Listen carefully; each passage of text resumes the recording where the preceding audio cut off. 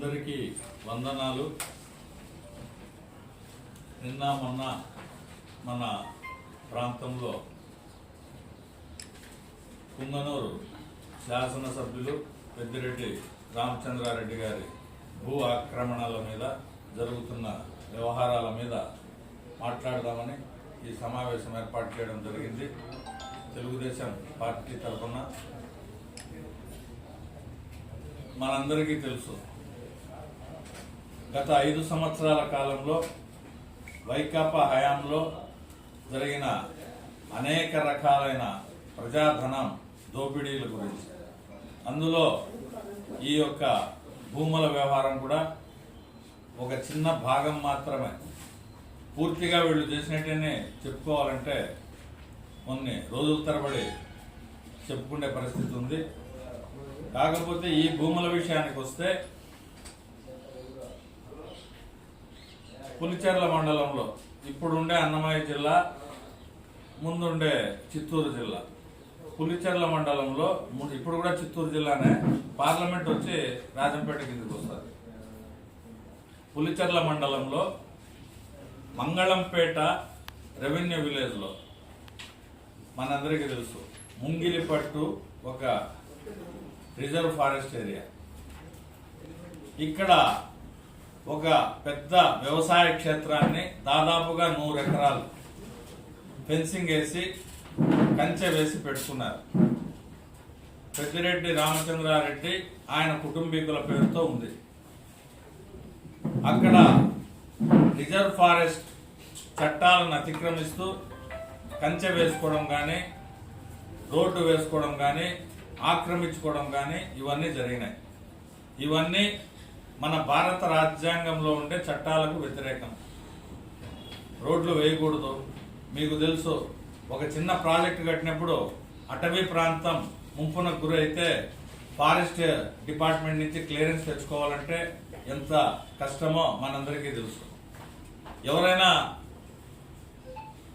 ప్రజలు అటవీ ప్రాంతంలో గుళ్ళు గోపురాలు ఉండి చిన్నపిల్లలను తీసుకుపోయి పుట్టు వెంట్రుకలు తీసుకోవాలన్నా కూడా అక్కడికి రోడ్డు సౌకర్యాలు లేవు. కారణం ఏమంటే అది అటవీ ప్రాంతమే ఉంటుంది. ఒక్క చదరపు గజం కూడా వాళ్ళు వదలరు. అటువంటి ప్రాంతంలో ఇంత పెద్ద వ్యవసాయ క్షేత్రం ఎలా వచ్చింది అని అడిగితే, ఈనాడు దినపత్రికలో వార్త వస్తే దాన్ని చంద్రబాబు నాయుడు గారు ప్రచారం చేయిస్తారని పెద్దిరెడ్డి రామచంద్రారెడ్డి గారు చంద్రబాబు నాయుడు గారి మీద అభాండాలు వేయడం.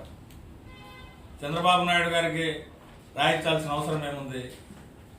మీరు చేసిన నిర్వాకాన్ని పత్రికా సోదరులు ప్రజలకు తెలియజేస్తూ ఉండాలి. తెలుగుదేశం పార్టీకి ఏ సంబంధము లేదు.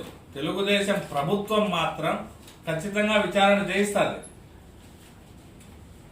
అప్పుడు కిరణ్ కుమార్ రెడ్డి గారు ఉన్నప్పుడు మాకు క్లీన్ చిట్ ఇచ్చినారని మీరు చూపిస్తున్నారు. ఈరోజు నిన్న తిరుపతిలో విలేకరుల సమావేశం ఏర్పాటు చేసి, చూడండి మాకు ఫలానా అధికారి క్లీన్ చిట్ ఇచ్చినాడు అని చెప్తున్నారు. అట్లాంటివి చాలా ఉండే.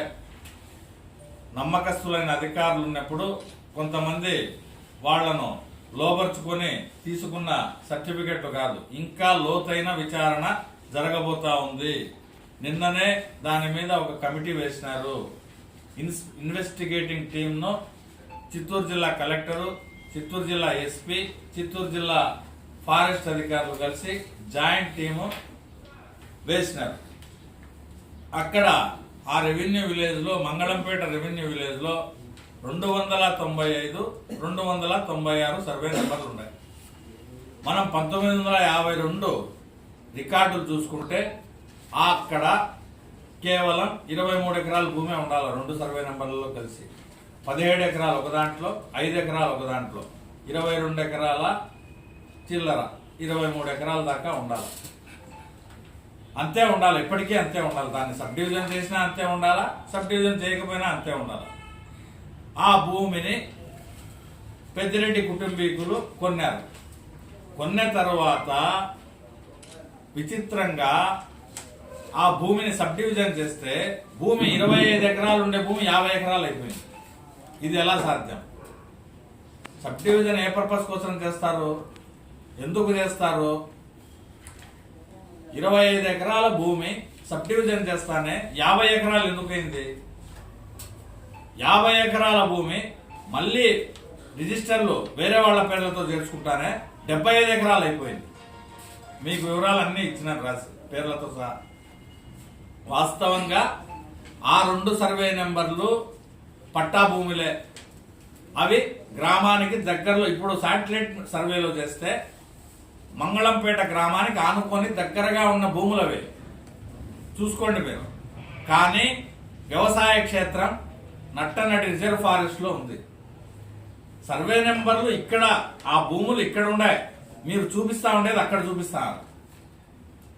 ఇది మీరు ఏ అటవీ అధికారం లోపరుచుకొని, ఏ రెవెన్యూ అధికారం లోపరుచుకొని చేసుకున్నారు. కిరణ్ కుమార్ రెడ్డి గారు ముఖ్యమంత్రిగా ఉన్నప్పుడు ఏ అధికారి ద్వారా సర్వే చేయించినారు, ఏ అధికారి ద్వారా విచారణ చేయించినారు? రెవెన్యూ అధికారులు, ఫారెస్ట్ అధికారులు కలిసి జాయింట్ సర్వే చేయాల్సిన అవసరం ఉందా లేదా?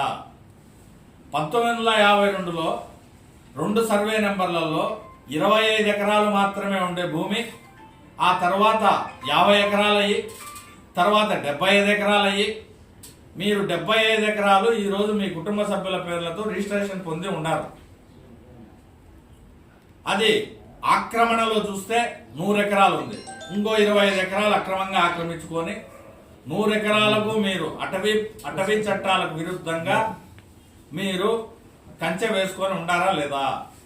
అందులో అత్యాధునిక భవంతి నిర్మించుకొని ఉండారా లేదా? పులిచెర్ల వ్యవసాయ మార్కెట్ కమిటీ నిధులతో మీరు మీ వ్యవసాయ క్షేత్రానికి రోడ్డు వేసుకున్నారా లేదా? కేవలం కాలిబాట మాత్రమే ఉండే ఆ రోడ్డును తార్ రోడ్డుగా ఎట్లా మార్చినారు? ఫారెస్ట్ వాళ్ళు ఎవరు మీకు పర్మిషన్ ఇచ్చినారు? 25 ఎకరాల భూమి, పట్టా భూమి, గ్రామానికి ఆనుకొని ఉండే భూమి నట్టనడి అడవిలోకి ఎలా మారిపోయింది? సర్వే నెంబర్లు గ్రామానికి ఆనుకొని ఉంటే మాకు రిజిస్టర్ ఉండేదని మీరు చూపిస్తున్నారు.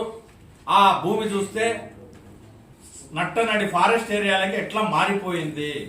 మారిపోయిన భూమి 4 గింతలుగా ఎట్లయిపోయింది? 23 ఎకరాలు ఉండాల్సిన భూమి 100 ఎకరాలకు ఎలా చేరింది? వీటన్నింటికి మేము వస్తాం, మంగళంపేటకు వస్తాం. మీరు అందరికీ అక్కడ ఉన్న వాస్తవాలు చూపించి నిజానిజాలు వివరించగలరా పెద్దిరెడ్డి గారు? మేము అడుగుతున్నాం. మీరు ప్రజా జీవితంలో ఉండారు, బాధ్యతాయుతమైన పదవులు నిర్వహించినారు. ఈరోజు ప్రజలకు బాధ్యతగా మీరు సమాధానం చెప్పాలా? మేము వస్తాం. తెలుగుదేశం పార్టీ వాళ్ళందరము మీరు డేట్ ఫిక్స్ చేస్తే ఆ తేదీకి చలో మంగళంపేట అని మేమంతా వచ్చి ఆ ముంగిలిపట్టు అటవీ ప్రాంతంలో మీరు నిర్మించిన వ్యవసాయ క్షేత్రాన్ని, మీరు చేస్తా ఉండే వ్యవసాయాన్ని 15 అడుగుల ఎత్తుతో ఇనుప కంచె వేసి ప్రహరీ గోడ నిర్మించుకొని మీరు అప్పుడప్పుడు అక్కడ ఏ సమావేశాలు జరుపుకుంటా ఉన్నారు? ఇవన్నీ మాకు చూపించి వివరించగలరా? ప్రజలకు వివరించాల్సిన బాధ్యత మీకుందా లేదా? మమ్మల్ని రమ్మంటారా? మేము వస్తాం.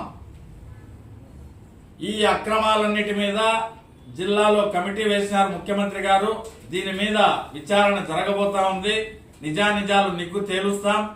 దాని మీద ఉండేటువంటి రికార్డుల్లో ఎక్కడెక్కడ ట్యాంపరింగ్ జరిగిందో బయట పెట్టి ప్రజల ముందు ఉంచుతాం. మీరు చూసినారు ఇంతకు ముందు ఇడుపులపాయలో వైఎస్ రాజశేఖర రెడ్డి గారి హయాంలో జరిగిన ఆక్రమణ. ఈరోజు అక్కడ ట్రిపుల్ ఎలా వచ్చింది? అక్కడ నెమళ్ల పునరుత్పత్తి కేంద్రం ఎలా వచ్చింది? తెలుగుదేశం పార్టీ పోరాటం జరిపింటేనే ఆక్రమించుకునే భూములన్నీ వెనక్కి ఇచ్చేసినారు. అంతులేని సంపద అక్కడంతా ఆక్రమించుకొని చేస్తే తెలుగుదేశం పార్టీ 20 సంవత్సరాల కిందట పోరాటం చేస్తే తర్వాత అక్కడ ట్రిపుల్ కట్టడం జరిగింది. ఇవన్నీ తెలుగుదేశం పార్టీ పోరాటాల ఫలితమే. ఈ రోజు కూడా ఈ భూముల మీద మీరు చేసిన కబ్జాల మీద, అది తంబళ్లపల్లె కావచ్చు, పుంగనూరు కావచ్చు, ఇప్పుడు చెప్తా ఉండే మంగళంపేట కావచ్చు, ఎక్కడే రాజంపేట కావచ్చు, నందలూరు కావచ్చు, ఆకేపాడు కావచ్చు, ఎక్కడైనా సరే ఒక్కొక్కటి మీరు చేసిన దుర్వినియోగాల మీద తెలుగుదేశం పార్టీ పోరాటం చేస్తుంది. నిజాలు నిగ్గు తేలుస్తాం, ప్రజల ముందు ఉంచుతాం. అంత లోపల మీరేదో పత్రికా సమావేశాలు పెట్టి ప్రజలను మభ్యపెట్టాలని చూస్తే ప్రజలు నమ్మే పరిస్థితుల్లో లేరని గ్రహించాలని చెప్పి పెద్దిరెడ్డి రామచంద్రారెడ్డి గారికి మీ ద్వారా తెలుగుదేశం పార్టీ తరఫున తెలియజేయడం జరుగుతూ ఉంది.